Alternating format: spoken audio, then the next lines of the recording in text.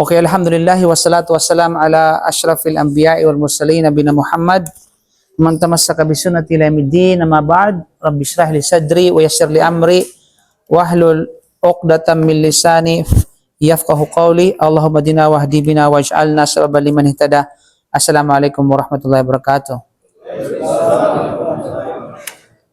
So, lahat ng papuri at pasalamat ay para lamang sa Allah, ang Panginoon ng sanlibutan. Tayo ay pumuri at dumakila sa Allah. Ang sinumang gabayan ay walang makapagliligaw sa Kanya, at ang sinumang Kanyang iligaw ay walang makapaggagabay.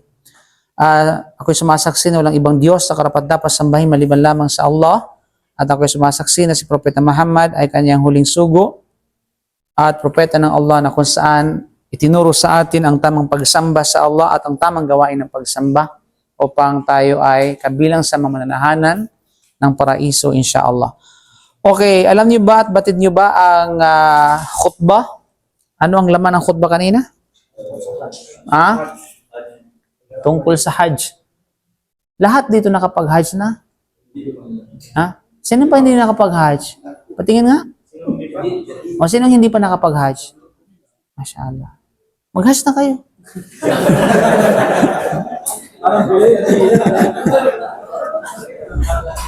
Mag-Hajj na kayo, kapatid, sayang naman. Inshallah, di ba?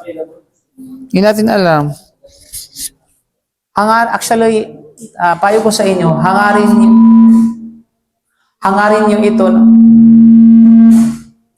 hangarin nyo ang Hajj ng taos puso.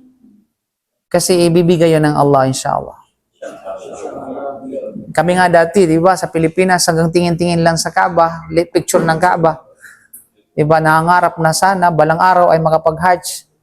Diba? Balang araw ay isa din sa makaikot doon sa tinatawag na Kaaba. Balang araw makasakay ng kamilyo. Diba? Pero nangyari yun, mga kapatid.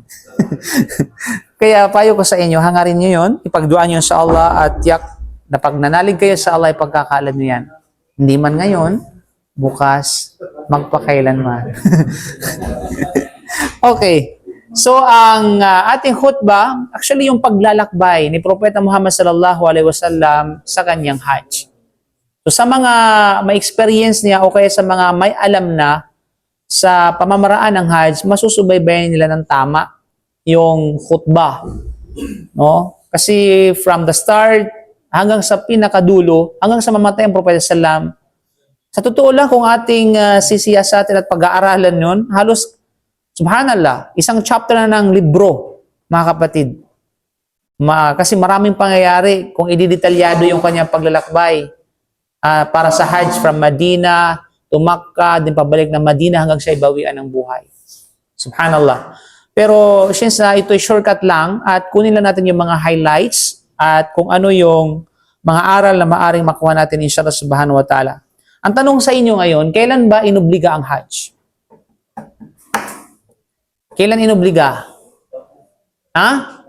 Kailan ibinaba ang revelasyon ng Allah subhanahu wa ta'ala kay Propeta Muhammad sallallahu alaihi wasallam na nag-uutos na ang Hajj ay inatasan ng Allah sa sanggata o sa mga tao?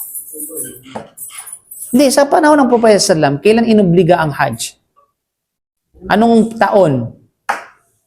Okay. Ito ay inobliga noong ika-9th 9th year ng Hijrah. Ang tanong, kailan nagsimula ang Hijrah? Yung bilang ng Hijrah, kailan? Nagsisimula nung pag-alis ang Propeta sallam from Makkah to Medina. Kaya nga Hijrah, ang ibig sabihin ng Hijrah ay pang-ibang bayan. You know? So yun, mga kapatid. So doon nagsimula ang bilang ng Hijrah. Ang Hijrah calendar. Kaya doon na yung Hijrah calendar. You know?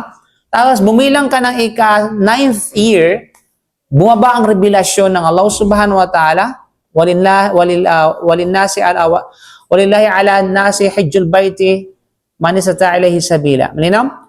Sabihin, inobliga ng Allah subhanahu wa ta'ala sa mga tao ang Hajj. So yun, mga kapatid, bumaba yun. So, of course, hindi agad, nung pagkababa ng revelasyon, hindi agad nag-Hajj ang Propeta Muhammad sallam. So, bumilang ka pa ng isa pang taon for preparation. No? for preparation ang tinatawag na sabi nating Hajj. Kaya nga, nag-Hajj ang Propeta Sallam, ika-10th year ng Hijrah. Okay? So, nasubaybayan ninyo? From 9th mo ba ang revelasyon ng Hijrah, tungkol sa Hijrah at tungkol sa Hajj? After that, bumilang ka ng isang taon pa, which is ika-10th year ng Hijrah, doon pa lang ang Propeta Sallam ay nagsagawa ng Hajj. Na ang tanong, ano ang Hajj ng Propeta Sallam? Ang tawag sa kanyang Hajj ay Hajjatul? No. Anong tawag doon? Farewell Hajj. No, ang tawag is Hajjatul Wada. Okay? Hajjatul Wada. Wada. Okay? Ibig sabihin ay farewell Hajj. Na bakit tinatawag na farewell Hajj? Actually, yun talaga yung first time at last time ng Prophet Sallam nang sagawa ng Hajj. You know? Which we're talking about Hajjul Islam. You know? Sinasabi nila noon, nag-Hajj ang Prophet Sallam pero kumbaga hindi pa atas sa kanya. You know? Pero ito yung ang dito, yung tinatawag na atas na talaga. Hajjul Islam, tinatawag dyan Hajjatul Islam. Ano man yung internet? Uy, sa mani?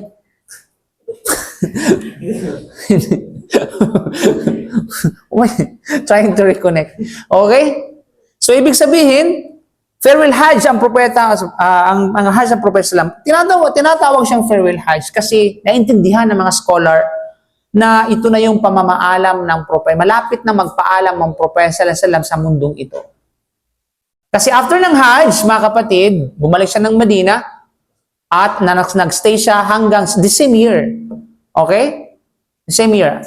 Hanggang nag-stay siya ng Dhul Hijjah, tapos Muharram, pagkatapos Safar, then pagkatapos Rabiul Awwal. Doon siya namatay. Binawian ng buhay sa Rabiul Awwal. Which is next year, which is 11th ng Dhul Hijjah. You know? Kaya naman, kung di ako nagkamali, kaya naman, kaya tinatawag nilang Hajjatu al-Wada, farewell Hajj.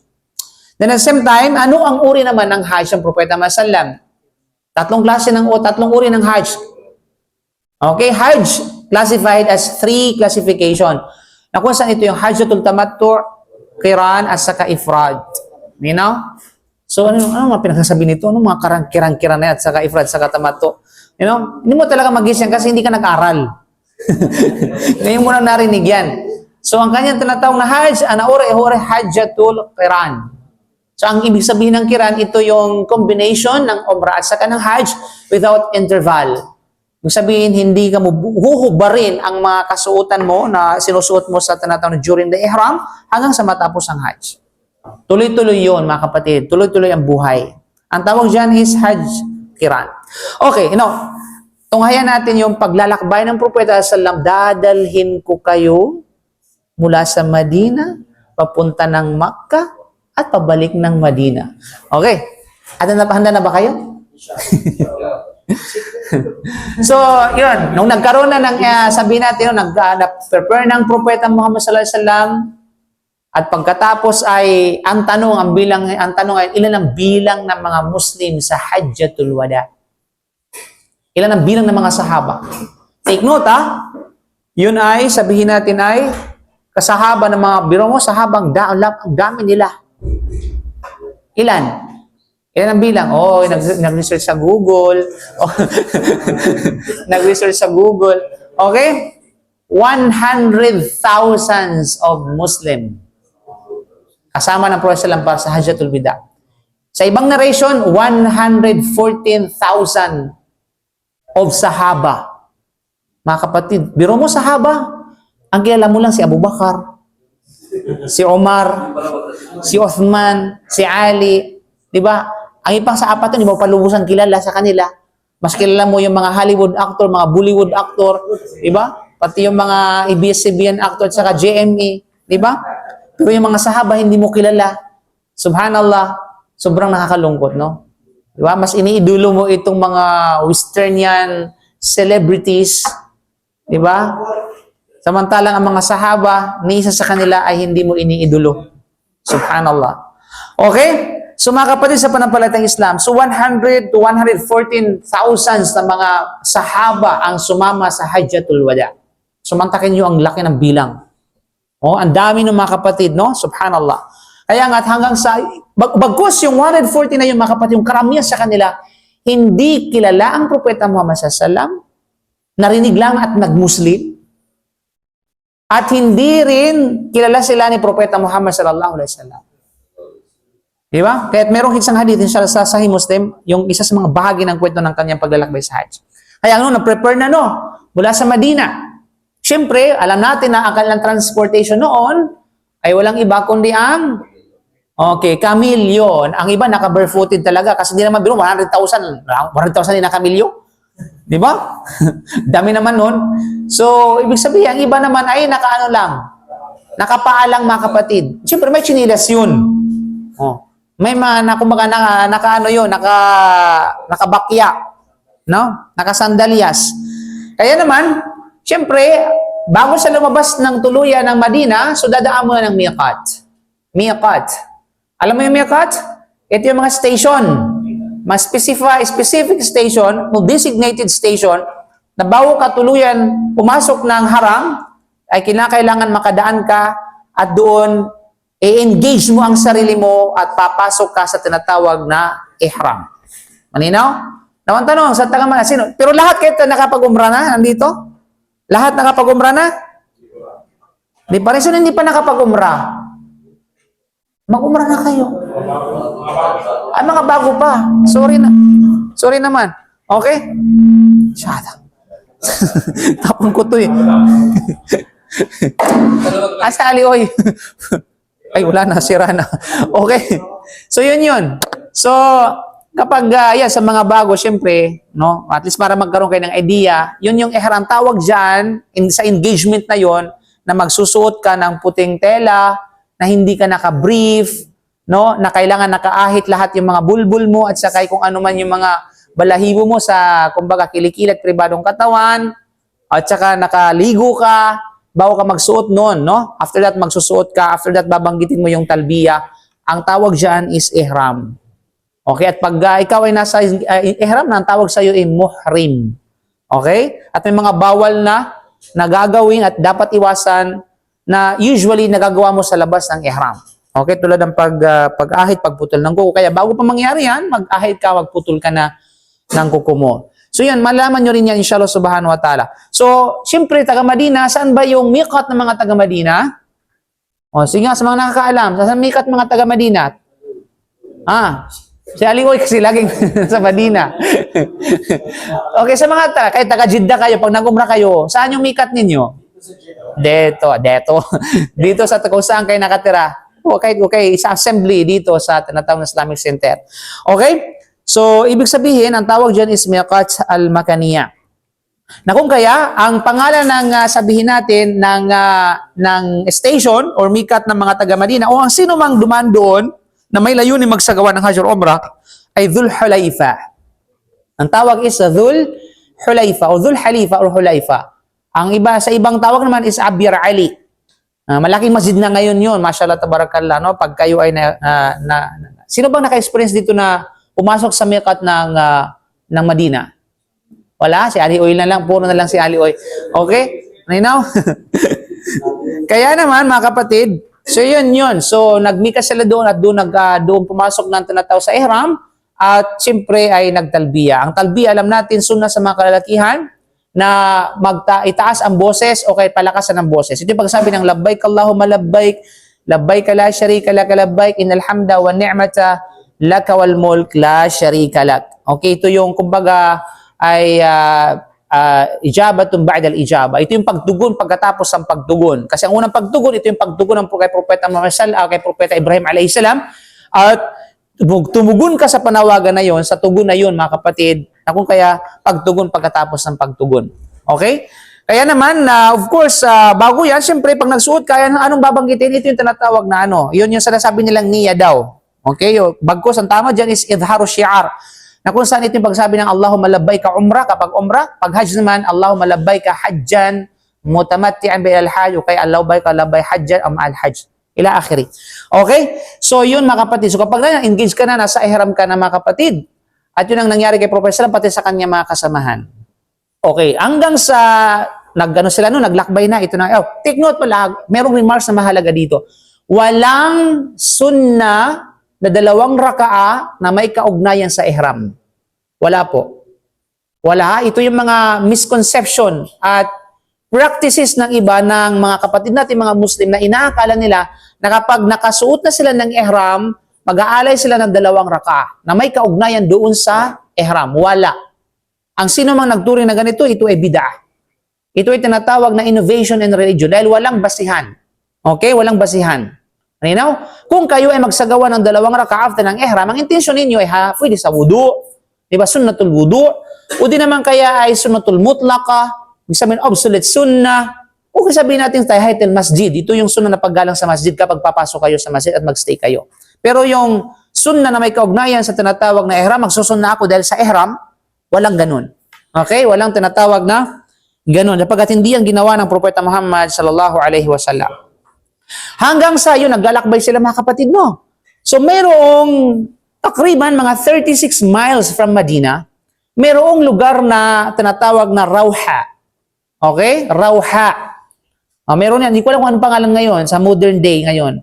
Hindi ko alam kung anong pangalan ngayon. Baka pinalitan or hindi. Basta mayroong lugar dyan na parang valley, 36 miles from Medina. Okay? Na pinangalan ng tinatawag na Rawha. Doon mga kapatid sa Rawha na yun, so walang duda, nag-meet ang grupo na kasama ng Propeta Sallam, pati ang mga grupo ng ibang mga grupo na hindi nila kilala ang isa't isa. Okay? Na kung kaya na-meet noon mga kapatid, mga rukban, sabihin yung mga, kumbaga yung mga caravan, yung mga talagang mga manlalakbay, ng kanilang layunin ay para magsagawa ng Hajj, mga kapatid. Kaya nga, nung na-meet ito ng Propeta Sallam, nakita ng Propeta Sallam, sabi niya, man al-qawm, sino kayo? Sabi ng Propeta Sallam, sino kayo? Sabi ng mga kaum na ito, mga grupo ng mga tao sa kalu, al-Muslimun. Mga Muslim kami. Di ba?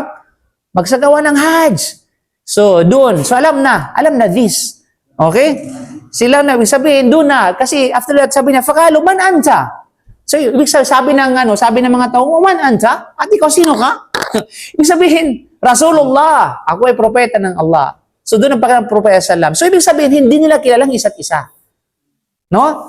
Now, dito nagkaroon ng paliwanag yung mga muhaddithun, yung mga scholar ng hadith, at sinasabi nila, especially si Qadi Iyad, rahimahullah, sinasabi nila na hindi na nakilala dahil nangyari daw gabi yun, nangyari.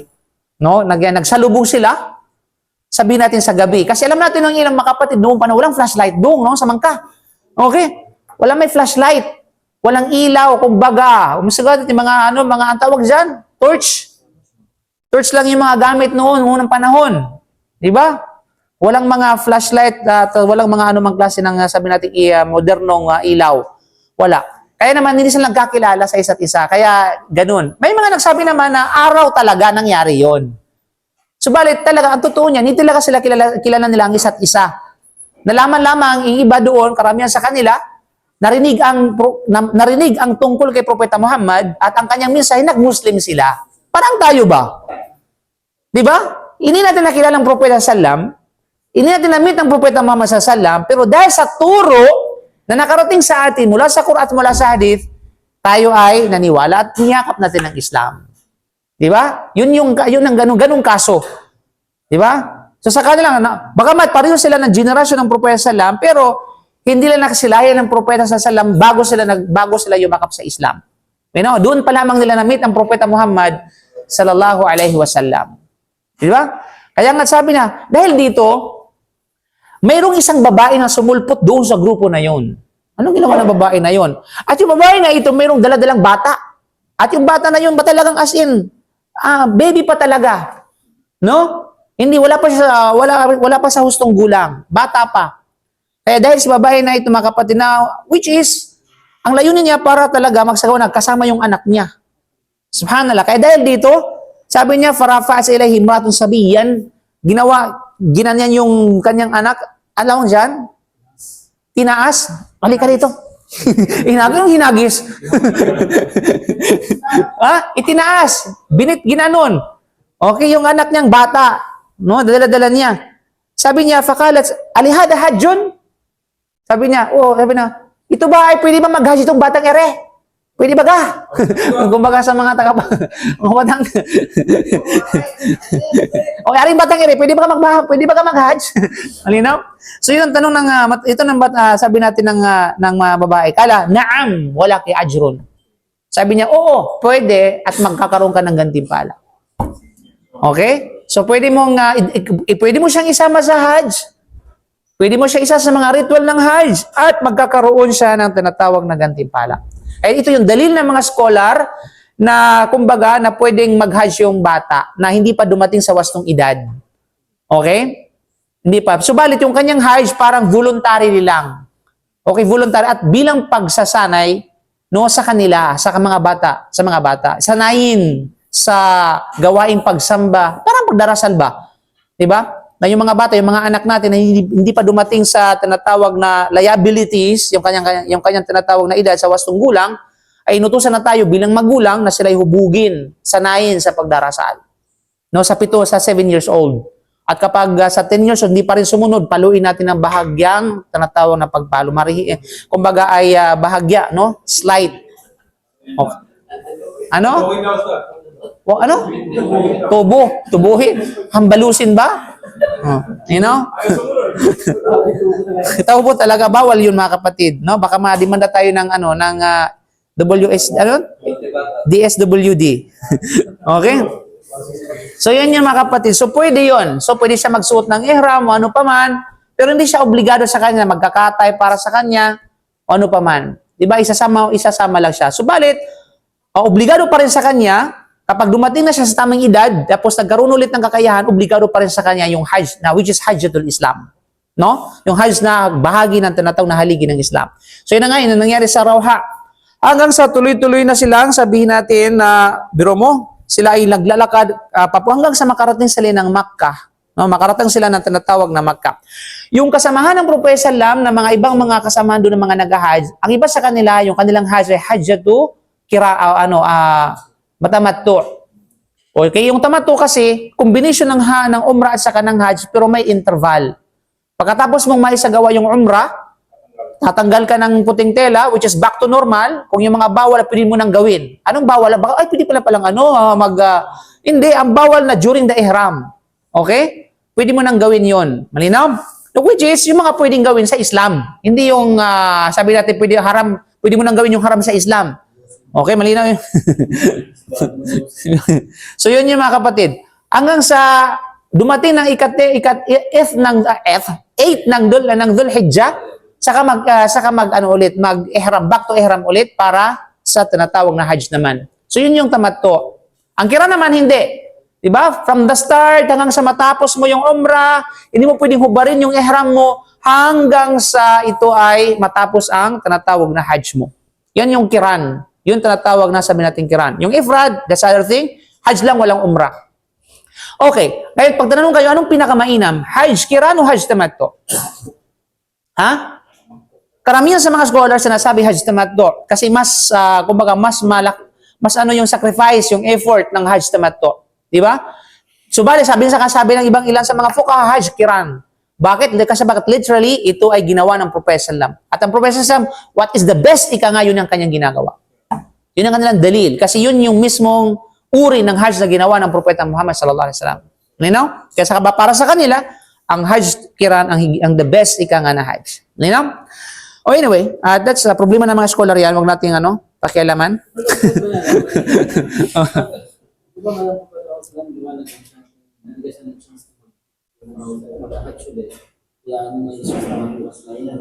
No, mayroon mga gano'n. Kaya sana sa iyo yung dalil, din. But anyway, mga kapatid, so yun yung nangyari hanggang sa, syempre, nakarating sila ng Makkah, syempre, diretso sila sa Kaaba. Diba? Alam natin, pag nag-start, of course, yung mga dua, kung isa-isa natin, wala tayong oras, hanggang sa nag-step sila papunta doon, natapos yung talbiya. Kailan matatapos ang talbiya? Kapag mag-start na ng tawaf. Okay, alam natin yung tawaf, no? Ito yung seventh circumambulation, yung pag-ikot, no? Saka ba, may mga kapatid tayo nagtatalo kung kailan mag-start yung bilang. Halos mag-away na habang nag-umrah, magsabunutan, no? Habang nasasagawa ng umrah kasi nagtatalo sila. Di ba? Kung kailan mo mag-start yung bilang sa pag-umpisa na o kailangan bago pagkatapos umikot sa kapagkaroon ng isang bilang. Di ba? Alam ko yung gusto niyo bagitin ko kung sino sila? Ha?